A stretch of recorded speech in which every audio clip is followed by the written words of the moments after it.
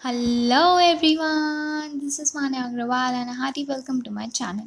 So this is the second part of the chapter life processes. इसका first part हम cover कर चुके हैं. अगर आपने नहीं देखा तो प्लीज़ देख लीजिए, अदरवाइज़ आपको जो लाइफ प्रोसेसेस हैं उसका first part that is nutrition समझ नहीं आएगा. I will be providing you the link below in the description box of the first part, right? So let's get started with the second part जिसमें आज हम respiration पढ़ेंगे. सी respiration second life process. हमने first जो हमारा part था उसमें हमने पढ़े थे कि लाइफ प्रोसेसेस 4 होते हैं. तो हमने फर्स्ट पढ़ लिया है दैट इज़ न्यूट्रिशन. अभी हमारा सेकेंड है रेस्पिरेशन. रेस्पायर डेफिनेटली हम सभी करते हैं. तो रेस्पिरेशन होता क्या है? See respiration is the break down of nutrients. जो हमने न्यूट्रिशन में जितने भी हमने न्यूट्रिएंट्स हमने ले लिए, ऑब्टेन कर लिए, ब्रेक डाउन हो जाता है उन न्यूट्रिएंट्स का. और क्या फॉर्म होता है? फॉर्म क्या होता है? Formation of energy. मैंने आपको बताया था कि व्हेन वी ईट फूड तो हमें न्यूट्रिएंट्स मिलते हैं प्लस हमें एनर्जी मिलती है. सो ये दो चीज़ें होती हैं रेस्पिरेशन की. Respiration is the break down of nutrients जो हमने न्यूट्रिएंट्स गेन किए और formation of energy, and this is our respiratory system, right? This is our respiratory system. इसको हम लेबल करेंगे, इसके बारे में भी हम डिटेल में पढ़ेंगे. Now these are the two types of respiration. ये हमने छोटी क्लासेस में भी पढ़ा है कि एरोबिक और एनारोबिक. ठीक है, so let's talk about aerobic. Simple है बहुत कि aerobic respiration takes place in the present of oxygen. Oxygen is present. ठीक है, और इसका ऑपोजिट है anaerobic. So oxygen is absent. ठीक है, अब इसमें एरोबिक रेस्पिरेशन में oxidation of glucose takes place completely. See oxidation क्या होता है? ऑक्सीडेशन मतलब कोई भी chemical substance, glucose is a chemical substance, तो वो चेंज हो जाता है. अब वो चेंज किस में होता है? CO2 और वाटर में. ठीक है, लेकिन इसमें oxidation of glucose is incomplete. उसमें कंप्लीटली हो जाता है, इसमें होता तो है लेकिन इनकम्प्लीटली होता है. ठीक है, अभी हम देखते हैं differences between both of these. ये थोड़ा क्लमजी हो गया, लेकिन अभी हम प्रॉपरली, अगर आपसे एग्जाम में आता है कि आप differentiate between aerobic and anaerobic respiration, तो आप परफेक्टली पूरा एक टेबल बना के आप कर पाएंगे. तो मैंने आपके लिए वो डिफरेंसेस लिख रखे हैं. You can either note them or take the screenshot. Now see these are the differences between aerobic and anaerobic respiration. अब देखो, फर्स्ट पॉइंट तो मैंने आपको बता दिया कि प्रेजेंस ऑफ ऑक्सीजन में होता है एरोबिक रेस्पिरेशन, और एब्सेंस ऑफ ऑक्सीजन में क्या होता है? Anaerobic respiration. और एरोबिक रेस्पिरेशन में ऑक्सीडेशन ग्लूकोज का कंप्लीटली हो जाता है. कंप्लीटली हो जाता है. सी ऑक्सीडेशन मतलब मैंने अभी आपको बताया कि जब भी कोई केमिकल सब्सटेंस, ग्लूकोज एक केमिकल सब्सटेंस है, तो जब भी वो चेंज होता है ऑक्सीडेशन में, वो चेंज हो जाता है. ठीक है, तो दैट इज़ ऑक्सीडेशन. और वो चेंज किस में होता है? जो एंड प्रोडक्ट्स होते हैं, जो एंड प्रोडक्ट्स हैं, those are CO2, carbon dioxide and water. तो वो चेंज भी इन्हीं में होता है. ठीक है, अब एनारोबिक रेस्पिरेशन में उल्टा है कि ग्लूकोज कंप्लीटली ऑक्सीडाइज्ड नहीं होता. उसके एंड प्रोडक्ट्स क्या होते हैं? वो चेंज किस में होता है? Alcohol, that ethyl alcohol, that is ethanol. इधर आप लिख सकते हैं इथेनॉल. और लैक्टिक एसिड. लैक्टिक एसिड हमें पता है क्या होता है? Lactic acid and CO2, carbon dioxide. ठीक है, अब fourth point is lot of energy is liberated. Liberated मतलब कह सकते हैं कि रिलीज होती है. तो एरोबिक रेस्पिरेशन में lot of energy is liberated, और क्योंकि एनारोबिक रेस्पिरेशन इसका ऑपोजिट है तो इसमें बहुत कम एनर्जी लिबरेट होती है. इसमें आपको अमाउंट भी दे रखा है 38 ATP और उसमें केवल 2 ATP. ठीक है, fifth is it occurs in plants and animal cells. Aerobic respiration केवल प्लांट्स और एनिमल सेल्स में होती है, और एनारोबिक रेस्पिरेशन एनारोबिक बैक्टीरिया और ह्यूमन मसल सेल्स में होती है। अब ह्यूमन मसल सेल्स में कैसे होती है, एक बहुत अच्छा एग्जांपल देती हूँ। कभी आप लोगों ने कभी अगर आपके साथ हुआ है, मेरे साथ तो बहुत ज़्यादा हुआ है कि जब हम वॉक नहीं करते या कोई भी एक्सरसाइज नहीं करते तो, और अचानक से एक दिन भाग लें, दौड़ लें या कुछ एक्सरसाइज कर लें, तो हमें ना बहुत ज़्यादा पेन होने लगता है मसल्स में। उसे कहते हैं मसल क्रैम्प्स। ठीक है, तो जब हमें मसल क्रैम्प्स होते हैं ना, इतना पेन होता है कि हम उठ भी नहीं पाते। ये होता था हमारे साथ भी। Used to be very lazy, और एकदम से एक दिन हमारा पीटी हुआ, फिजिकल हुआ, तो इतना पेन होने लगता था और हमें मसल क्रैम्प्स होने लगते थे। वो क्यों होते थे? क्योंकि जब हमने बिल्कुल भी एक्सरसाइज नहीं किया, हमारी बॉडी यूज्ड टू नहीं है उस चीज़ के, तो अचानक से दौड़, उस दिन मैं पीटी तो कर लूँगी, लेकिन जो एनर्जी होगी वो मेरी बॉडी एनारोबिक रेस्पिरेशन में शिफ्ट हो जाएगी। और क्योंकि एनारोबिक रेस्पिरेशन कहाँ टेक प्लेस करता है? ह्यूमन मसल सेल्स में। इसकी वजह से मेरे को मसल क्रैम्प्स पड़ेंगे। ठीक है, तो मैंने आपको एक एग्जांपल दे दिया ह्यूमन मसल सेल्स में कैसे होता है एनारोबिक रेस्पिरेशन, इससे आपको अच्छे से याद रहेगा। So these are the differences between aerobic and anaerobic respiration. ये आप नोट डाउन कर सकते हैं, फिर स्क्रीनशॉट ले सकते हैं। These are really important. How do plants acquire oxygen? क्योंकि हम रेस्पिरेशन पढ़ रहे हैं तो हम ह्यूमन रेस्पिरेशन के बारे में भी पढ़ेंगे, और प्लांट्स भी तो जीते हैं ना, प्लांट्स डेफिनेटली लिविंग हैं, तो प्लांट्स ऑक्सीजन कहाँ से लाते हैं? मैंने आपको फर्स्ट पार्ट में एक टर्म बताया था, stomata. Stomata are small pores under the leaf. ऊपर वाले पार्ट पे नहीं होते, नीचे वाले पे ही होते हैं usually, right? So stomata small pores होते हैं, और stomata are supported by guard cells. मैंने आपको फर्स्ट पार्ट में बताया था। अगर आपने फर्स्ट पार्ट वीडियो का नहीं देखा है तो प्लीज़ जाकर देखिए, उसमें मैंने डिटेल में एक्सप्लेन किया हुआ है। ठीक है, सो गार्ड सेल्स क्या करते हैं? रेगुलेट करते हैं स्टोमेटा का ओपन होना और क्लोज होना, जिसकी वजह से ऑक्सीजन या कार्बन डाइऑक्साइड जो कुछ भी होता है वो प्लांट्स एक्वायर करते हैं। अब हम एग्जैक्टली देखते हैं कि क्या होता है। अच्छा, कभी आपने ये ज़रूर सुना होगा कि रात में ट्रीज़ के नीचे नहीं बैठना चाहिए। क्यों नहीं बैठना चाहिए? Tell me. क्योंकि क्या होता है कि डे टाइम में स्टोमेटा खुलते हैं। ये मैंने आपको पहले ही बताया हुआ है कि डे टाइम में हमेशा स्टोमेटा खुलते हैं, क्योंकि डे टाइम में सनलाइट होती है और डे टाइम में ही फोटोसिंथेसिस का प्रोसेस टेक प्लेस करता है यूजुअली प्लांट्स में। लेकिन जो थॉर्नी प्लांट्स होते हैं उनमें नाइट टाइम में स्टोमेटा खुलते हैं। ठीक है, और जो नॉर्मल प्लांट्स होते हैं उनमें डे टाइम में स्टोमेटा ओपन होते हैं। अब तो नाइट टाइम में क्योंकि स्टोमेटा ओपन नहीं होते, तो नाइट टाइम में जो प्लांट्स होते हैं, जो लीव्स होती हैं, वो क्या करते हैं? CO2 रिलीज करते हैं। यूजुअली देखो, इधर देखो, ये रेड एरो है, ये डिपिक्ट करता है कि CO2 अंदर जा रहा है और ऑक्सीजन बाहर आ रहा है। तो ये कौन सा डायग्राम हुआ? ये डे टाइम का डायग्राम हुआ। ठीक है, और जब अगर मैंने एरो ऐसे कर दिया, सपोज मैंने ये वाला एरो बाहर की तरफ कर दिया और मैंने ये वाला एरो अंदर की तरफ कर दिया, तो फिर ये डायग्राम कौन से टाइम का हो जाएगा? फिर ये डायग्राम हो जाएगा नाइट टाइम का। क्यों? क्योंकि इधर कार्बन डाइऑक्साइड बाहर जा रहा है और ऑक्सीजन अंदर आ रहा है। तो नाइट टाइम में प्लांट्स क्या करते हैं कि ऑक्सीजन तो अपने पास लेते हैं और CO2 बाहर देते हैं। इसलिए रात को हमें प्लांट्स के नीचे नहीं बैठना चाहिए, because CO2 is harmful for our body.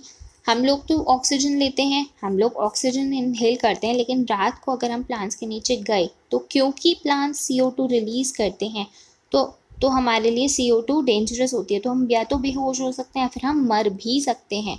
तो कोई रात को प्लांट्स के नीचे या ट्रीज़ के नीचे कोई भूत नहीं होता, लेकिन CO2 ज़रूर होता है। So this is the way how plants acquire oxygen, right. Now अब हमने प्लांट्स में रेस्पिरेशन पढ़ लिया, अब आता है एनिमल्स में रेस्पिरेशन। सी, एनिमल्स बहुत सारे टाइप्स के होते हैं, लेकिन हम टेरेस्ट्रियल एनिमल्स के बारे में अगर हम बात करें तो रेस्पिरेशन कहाँ से होता है? एटमॉस्फेयर से। कहाँ से होता है? एटमॉस्फेयर से। और एटमॉस्फेयर में ही ऑक्सीजन प्रेजेंट होता है, तो वो एटमॉस्फेयर से टेरेस्ट्रियल एनिमल्स क्या कर लेते हैं? ऑक्सीजन ले लेते हैं। अब बात आती है एक्वेटिक एनिमल्स की। एक्वेटिक एनिमल्स कहाँ पे रहते हैं? वाटर में। तो डेफिनेटली वो एटमॉस्फेयर से तो नहीं लेते होंगे ऑक्सीजन, वो कहाँ से लेते हैं? वाटर से ही लेते हैं। वाटर में ऑक्सीजन कहाँ से आएगा? यस, ऑक्सीजन वाटर में डिसॉल्व होता है। ये हम पहले भी पढ़ चुके हैं, स्टैंडर्ड 7th में भी और 8th में भी। ऑक्सीजन डिसॉल्व होता है वाटर में, तो वो क्या करते हैं? ऑक्सीजन वाटर से ही ले लेते हैं। और एक और बात कि दे ब्रीथ फास्ट, क्योंकि ऑक्सीजन वाटर में डिसॉल्व होता है, तो सारे किसी एक एनिमल ने अगर धीरे धीरे ब्रीथ किया तो बाकी सभी एनिमल्स, जो भी एक्वेटिक एनिमल्स हैं, बाकी सभी वो सारा ऑक्सीजन ले जाएंगे। और जो एक एनिमल जो स्लोली ब्रीथ कर रहा है वो तो मर जाएगा ना फिर। इसलिए वो जल्दी जल्दी ब्रीथ करते हैं, ताकि वो ऑक्सीजन अपना पूरा जितना उनको चाहिए, क्योंकि वाटर में डिसॉल्व होता है, तो वो ले सकें। ठीक है, लेकिन टेरेस्ट्रियल एनिमल्स के साथ ऐसा नहीं होता। ऑक्सीजन वाटर में तो डिसॉल्व नहीं होता, डेफिनेटली एटमॉस्फेयर में इक्वल अमाउंट में होता है, तो वो वहीं से ब्रीथ कर लेते हैं। सी, 2 टर्म्स होते हैं, एक तो हो गया ब्रीदिंग और एक होता है रेस्पिरेशन। ठीक है, अब हम समझते हैं कि दोनों सेम टर्म्स हैं। दोनों का मतलब सांस लेना है? नहीं, बिल्कुल गलत सोचते हैं। रेस्पिरेशन एक केमिकल प्रोसेस है पूरी तरह, और ब्रीदिंग पूरी तरह एक फिजिकल प्रोसेस है। ठीक है, सी, ब्रीदिंग में क्या होता है? 2 टर्म्स होते हैं ब्रीदिंग में। एक होता है एक्सहेल करना, सांस छोड़ना, और एक होता है इनहेल करना, मतलब सांस लेना, O2 लेना और CO2 रिलीज करना। ये होते हैं ब्रीदिंग के अंदर। अब रेस्पिरेशन और ब्रीदिंग बिल्कुल अलग हैं, लेकिन कनेक्टेड हैं।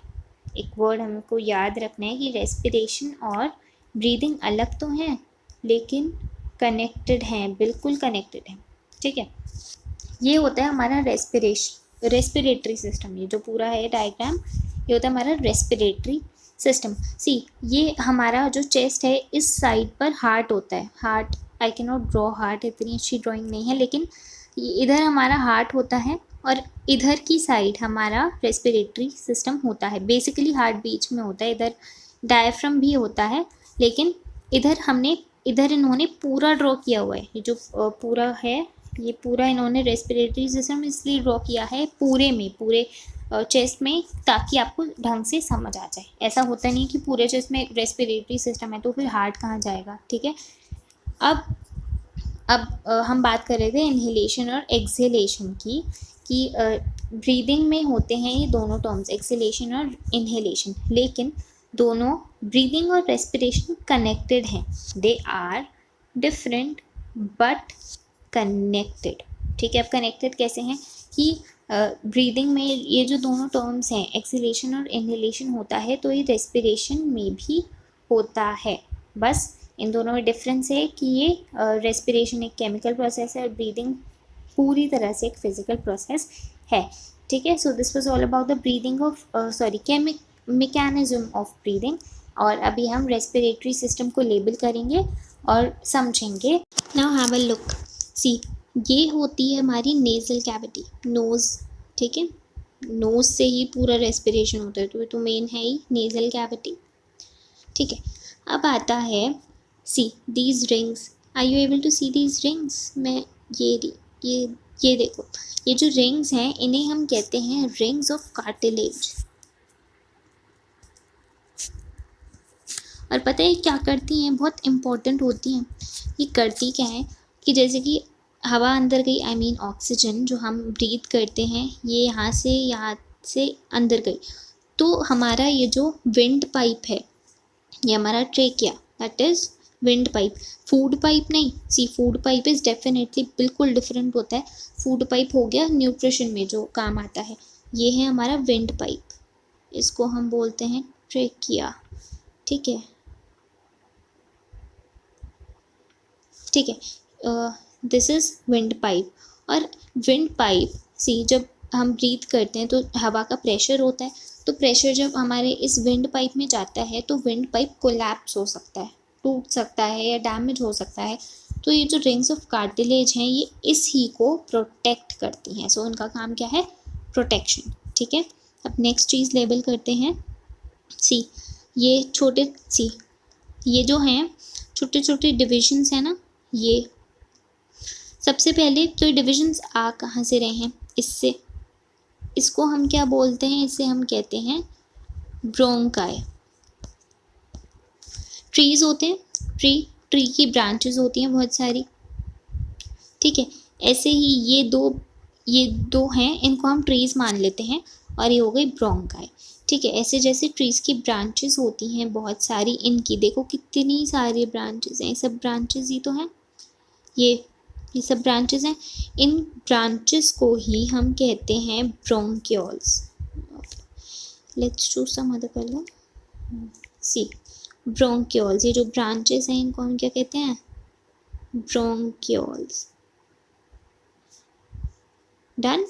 अब देखो ये छोटे छोटे जो सर्कल्स हैं, अंडे बोलते हैं, अंडे नहीं बोलते सॉरी, अंडे हम इनको कह सकते हैं ऐसे ही मज़े में, ताकि हमें याद रहे। तो ये जो छोटे छोटे सर्कल्स हैं ऐसे, ये जो ब्रोंक्यूल से निकल रहे हैं, इन्हें हम क्या कहते हैं? एल्वियोलाई। और यही हैं इसके पूरे, मतलब ये जो हमारा पूरा रेस्पिरेशन होता है इसके हम कह सकते हैं सुपर हीरो यही हैं। कौन है? एल्वियोलाई इसके सुपर हीरो हैं। कैसे हैं? देखो जो गैस एक्सचेंज होता है ना, गैस एक्सचेंज एक तो प्लांट्स में होता है, तो डेफिनेटली ह्यूमंस में भी होता है। तो गैस एक्सचेंज का सिंपली मतलब है इनहेलेशन, एक्सहेलेशन। और गैस एक्सचेंज मतलब जो O2 और CO2 है उनका इनहेलेशन और एक्सहेलेशन। ठीक है, तो गैस एक्सचेंज, ओके वेट, सी गैस एक्सचेंज alveoli में ही होता है। So these are the hero of this respiratory system. Gas exchange वैसे तो हम पूरा रेस्पिरेटरी सिस्टम काम आता है गैस एक्सचेंज में, लेकिन जो प्रॉपर साइट है ना गैस एक्सचेंज की वो है एल्वियोलाई। ठीक है, so you have to remember this. अब एक और चीज़ आती है, सी यहाँ पे ना एक हमारा एक डोम शेप में एक चीज़ होती है, वो चीज़ नहीं होती, डोम शेप में ये जो होता है ये होता है डायफ्राम। हिचकियाँ लेते हो? हिचकियाँ मम्मी क्या कहती हैं? कोई याद कर रहा होगा, कोई याद नहीं करता। डायफ्राम का जब कुछ मूवमेंट होता है, वो मूवमेंट सही तरीके से नहीं होता, वो कोई गलत बात नहीं है कि सही तरीके से नहीं होता, कभी कभी हो जाता है। तो वो डायफ्राम का मूवमेंट, हिचकियाँ इसी वजह से आती हैं, कोई याद नहीं कर रहा होता आपको। ठीक है, सो या दिस इज़ व्हाट डायफ्राम। और डायफ्राम एक्सहेलेशन, जब एक्सहेलेशन होती है और जब इनहेलेशन होती है तो डायफ्राम का रोल होता है। अब वो रोल क्या होता है कि अच्छा एक जल्दी से सांस लो, एक गहरी सांस लो। क्या हुआ? आपका चेस्ट कैविटी ऊपर उठा। ऊपर उठने को हम क्या बोलेंगे साइंस में? कॉन्ट्रैक्ट हुआ। ठीक है, तो आपका चेस्ट कैविटी कॉन्ट्रैक्ट हुआ किसकी वजह से? क्योंकि हमने अभी सांस ली। तो ये जो डायफ्राम है ये वही तो कर रहा है, ये डायफ्राम कॉन्ट्रैक्ट हो रहा है। अब लिख लेते हैं, सी जब लिख लो फटाफट इसे कि जब इनहेलेशन होती है तो डायफ्राम बोलते हैं, इसकी स्पेलिंग अलग होती है, सी जी आ रहा है बीच में। ठीक है, सो डायफ्राम कॉन्ट्रैक्ट करता है, प्लस हमारी चेस्ट कैविटी भी कॉन्ट्रैक्ट करती है। ठीक है, और हैंड राइटिंग थोड़ी गंदी आ रही है क्योंकि writing on the screen is bit difficult. और एक्सहेलेशन, बट आपको समझ आ रहा होगा क्योंकि मैं साथ में बोल भी रही हूँ। ठीक है, सो एक्सहेलेशन, जब एक्सहेलेशन होता है मतलब जब हम सांस छोड़ते हैं, गहरी सांस लेके जब हम छोड़ते हैं तो diaphragm I am denoting it with D. Diaphragm relax करता है और मैं इधर लिखती हूँ चेस्ट कैविटी भी रिलैक्स करती है। तो जब हम इनहेल करते हैं तो चेस्ट कैविटी और डायफ्राम दोनों कॉन्ट्रैक्ट करते हैं, ऊपर उठ जाते हैं। और जब हम एक्सेल करते हैं, सांस छोड़ते हैं, कार्बन डाइऑक्साइड रिलीज करते हैं, तो chest cavity plus diaphragm relax हो जाते हैं, वापस अपनी नॉर्मल शेप में आ जाते हैं। आ गया समझ? This is all about mechanism of respiration. अब देखिए what exactly happens in respiration. Respiration में एग्जैक्टली होता क्या है? हमने ये तो पढ़ लिया कि रेस्पिरेशन क्या होता है, लेकिन इसमें क्या होता है? ये बहुत अच्छा प्रोसेस है और ये बहुत ज़्यादा इम्पोर्टेंट भी है, और क्योंकि ये फ्लो चार्ट के फॉर्म में है तो ये इजीली समझ आ जाएगा। सी, 2 स्टेप्स होते हैं। एक तो होता है ब्रेक डाउन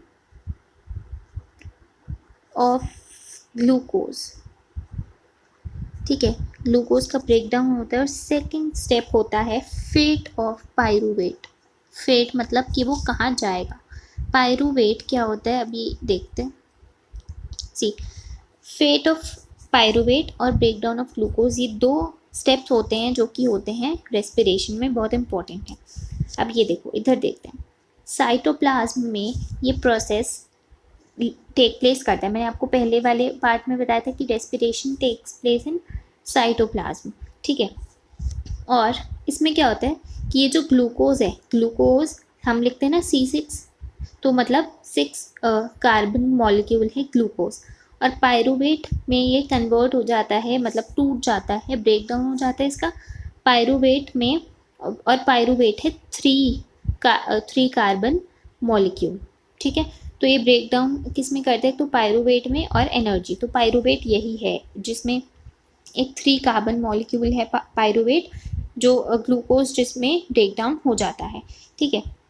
अब देखते हैं कि आगे क्या होता है। सो ये जो पायरूवेट है इसके 3 रास्ते होते हैं। फेट हमने देखना है तो इसके 3 रास्ते होते हैं। फर्स्ट इज ईस्ट में होता है, जो पहला है वो ईस्ट में होता है, दैट इज इसमें किस चीज़ का फॉर्मेशन होता है? Ethanol, CO2 and energy, ATP, ठीक है। एनर्जी या ATP एक ही बात है। So ethanol, carbon dioxide and energy, इन 3 चीज़ों का क्या होता है? फॉर्मेशन होता है ईस्ट में जब ये होता है, ठीक है। और एक और चीज़, ईस्ट में फर्मेंटेशन, हमने पहले क्लासेस में पढ़ा हुआ है फर्मेंटेशन, ठीक है, फर्मेंटेशन होता है और ये O2 के एब्सेंस में होता है। तो यहाँ पे क्या होगी? एनारोबिक रेस्पिरेशन, ठीक है। क्या होगी यहाँ पे? Anaerobic respiration. अब सेकंड देखते हैं कि सेकंड वाला होता है, इसमें लैक्टिक एसिड और एनर्जी प्रोड्यूस होते हैं, ठीक है। और लैक्टिक एसिड और एनर्जी प्रोड्यूस होता है और ये मसल्स में होता है, मसल सेल्स में होता है, ठीक है। थर्ड वाला होता है प्रेजेंस ऑफ ऑक्सीजन में। ये जो ऊपर वाले 2 हैं ये होते हैं anaerobic respiration, that is absence of oxygen. Third वाला होता है प्रेजेंस ऑफ ऑक्सीजन में। तो यहाँ पे कौन सी रेस्पिरेशन होगी? एरोबिक रेस्पिरेशन, ठीक है। अब देखो इसमें क्या होता है? Carbon dioxide plus water plus energy. Energy तो इसमें होगी ही होगी, क्योंकि ये कहाँ पे टेक प्लेस करता है? माइटोकॉन्ड्रिया में। और माइटोकॉन्ड्रिया क्या है? Power house of cell. ये हम हमेशा से पढ़ते हैं और ये तो हमें टिप्स पर होता है कि mitochondria is the power house of cell. और माइटोकॉन्ड्रिया के अपने ATP भी, मतलब अपने खुद के भी होते हैं, ठीक है। सो देखो अब ये माइटोकॉन्ड्रिया में होता है और यहाँ पे CO2 plus water plus energy का फॉर्मेशन होता है। So this is all about, और ये होता है फेट ऑफ पायरूवेट। सो हमने देख लिया कि ब्रेक डाउन ऑफ ग्लूकोज हमारे 2 स्टेप्स थे। ये देखो हमारे 2 स्टेप्स थे, एक तो था ब्रेक डाउन ऑफ ग्लूकोज, ये हमने देख लिया कि ग्लूकोज किस में ब्रेक डाउन होता है, एक तो इसमें पायरूवेट में और एनर्जी, और सेकंड था हमारा फेट ऑफ पायरूवेट। तो हमें ये भी पता चल गया कि पायरूवेट के 3 रास्ते होते हैं और ये तीनों हमने पढ़ लिया और ये तीनों ही बहुत इंपॉर्टेंट है। तो पूरा what exactly happens in respiration, ये पूरा का पूरा टॉपिक बहुत इंपॉर्टेंट है। मेरी एक एक चीज़ प्लीज़ ध्यान से सुनेगा। और ये पूरा का पूरा फ्लो चार्ट आपकी बुक में है, ये थोड़ा गंदा हो गया लेकिन आपकी बुक में है ये, तो आप इसको पूरा अच्छे से लर्न कर लीजिएगा। एनारोबिक रेस्पिरेशन इन ईस्ट, ये जो डायग्राम है पूरा, दिस आउटलाइन, ये क्या है, पूरी ईस्ट है, ठीक है। अब हम इसमें एनारोबिक रेस्पिरेशन पढ़ेंगे। अब देखो, एनारोबिक रेस्पिरेशन में ऑक्सीजन तो होता नहीं है, तो ये हमने हटा दिया, ठीक है, ऑक्सीजन इसमें नहीं होता। अब दो कंडीशंस होती हैं, अगर ऑक्सीजन होता है, हमने पायरूवेट के बारे में पढ़ा था, तो अगर ऑक्सीजन होता है तो पायरूवेट का फेट क्या होता है कि वो माइटोकॉन्ड्रिया, ये देखो, ये अगर ऑक्सीजन है, ये रहा पायरूवेट, अगर ऑक्सीजन है तो वो mitochondria, this is the mitochondria, इसमें हो जाता है रेस्पिरेशन। और अगर ऑक्सीजन नहीं है तो क्या होता है, अगर ऑक्सीजन नहीं है तो अल्कोहलिक फर्मेंटेशन हो जाती है। हमने फर्मेंटेशन पढ़ा है पिछली क्लासेस में, ईस्ट में होती है फर्मेंटेशन, तो अल्कोहलिक फर्मेंटेशन हो जाती है, और अल्कोहल है इसलिए यहाँ पर इथेनॉल बनता है। हमने पीछे पढ़ा था ना, इथाइल अल्कोहल, उसी को इथेनॉल कहते हैं। तो क्योंकि अल्कोहलिक है फर्मेंटेशन, ईस्ट में है, तो यहाँ पर इथाइल अल्कोहल यानी कि इथेनॉल बन जाएगा। सो वही हमारी दो कंडीशंस होती हैं कि अगर ऑक्सीजन है, if it is there, then the respiration will take place in mitochondria. The fate of pyruvate will be in mitochondria. जो हमने वो पूरा फ्लो चार्ट पढ़ा था, जो कि ऐसे डिवाइडेड था 3 पार्ट्स में, it was divided like this it was divided। तो वो चार्ट आपको अच्छे से ध्यान रखना होगा। ये डायग्राम बुक में तो नहीं है, लेकिन ताकि आपको समझ आ जाए कि क्या क्या कंडीशंस होती हैं कि अगर ऑक्सीजन है तो पायरूवेट का फेट होता है माइटोकॉन्ड्रिया में, और अगर पायरूवेट नहीं है तो क्या हो जाता है, अल्कोहलिक फर्मेंटेशन हो जाती है, जिससे क्या क्या फॉर्म होता है, इथेनॉल। हमने क्या क्या पढ़ा था इस फ्लो चार्ट में, इथेनॉल फॉर्म होता है, let me right this, ethanol या इथेनॉल जो भी कह सकते हैं आप, CO2 and 1 more ATP energy, वो तो होगा ही होगा, ठीक है। So this was all about respiration.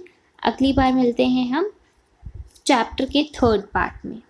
So this was all about respiration. I hope आपको सब कुछ समझ आ गया होगा ठीक से। ये 2nd पार्ट था हमारे चैप्टर का, ये 2nd वीडियो थी। मैं आगे 2-3 वीडियोस और लेकर आऊँगी, और हम ट्रांसपोर्टेशन और एक्सक्रीशन पढ़ेंगे, क्योंकि 4 होते हैं, nutrition and respiration, transportation and excretion. हमने न्यूट्रिशन और रेस्पिरेशन कवर कर लिया है वीडियो के दोनों पार्ट्स में। और मैं आपको फर्स्ट वीडियो, अगर आपने न्यूट्रिशन नहीं पढ़ा है तो मैं आपको उसका लिंक डिस्क्रिप्शन बॉक्स में दे दूँगी, आप वहाँ से डिटेल में समझ सकते हैं, ठीक है। और अभी 2-3 पार्ट्स और आएंगे वीडियो के, ताकि आपको ठीक से समझ आ जाए पूरा चैप्टर अच्छे से। And if you like the video, अगर आपको सब कुछ समझ आ गया, do press thumbs up button, और share the video with your friends, and do not forget to subscribe the channel Learners to Leaders, जिससे कि आपको सारी नोटिफिकेशंस आगे आने वाले पार्ट्स की और आगे आने वाले चैप्टर्स की मिलती रहें। So I'll be back with a new part of this chapter, so till then take care and bye bye।